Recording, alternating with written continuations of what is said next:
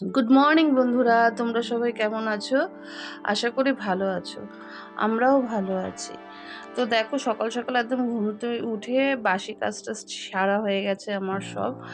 আর কি রোদ উঠেছে বাইরে, তবে আকাশটা কিন্তু বেশ লাগছে দেখতে, দেখো খুব ভালো লাগছে। আর রোদটাও তেমনি উঠেছে ভালোই। তো এবার চলে গেলাম রান্নাঘরে।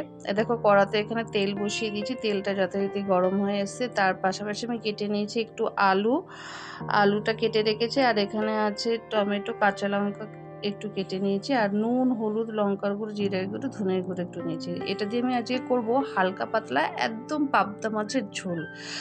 তো এখানে দেখো, কড়াতে তেলটা দিয়ে দিয়েছি গরম হওয়ার জন্য। তেলটা যথারীতি গরম হয়ে গেছে, মাছগুলো আমি একটা একটা করে দিয়ে দিলাম। মাছটা একদম ভেজে এপিট ওপিট করে তুলে নিয়েছি।